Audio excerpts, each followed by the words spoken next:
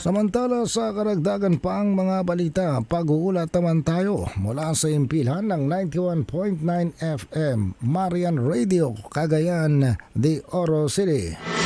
CNN Live Nation. Lorenzo Luzon, magandang araw sa iyo. Magandang umaga, Ariel. Magandang araw, Pilipinas. Viva Senior San Agustin.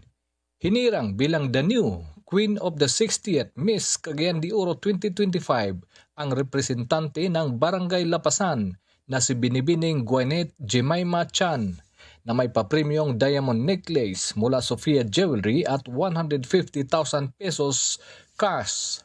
Samantala sa iba pang core events ng Higalay Festival 2025, nagkampiyon naman ang Barangay Lumbia ng Cagayan de Oro sa 2025 Street Dancing Competition.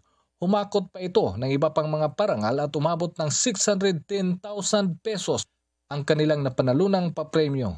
Samantala, nangunguna naman ang South City Central School sa Higalaay PE Rhythmic Field Dance Competition na may papremyong 175,000 pesos.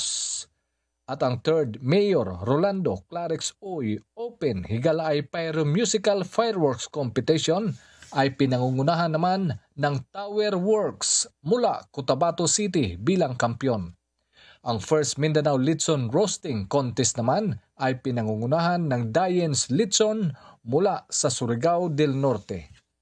Ngayong araw, Agosto 27, bispiras ng City Fiesta ng aming patron Senior San Agustin, mapapanood ang kinasasabikang Civic Military Parade at Float Competition.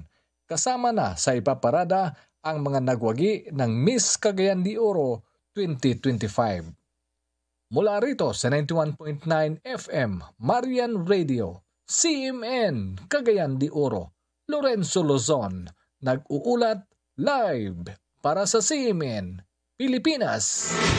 CNN Live Nationwide. Maraming salamat, Lorenzo Luzon, mula po naman sa Marian Radio, ang CMN Cagayan de Oro City. Samantala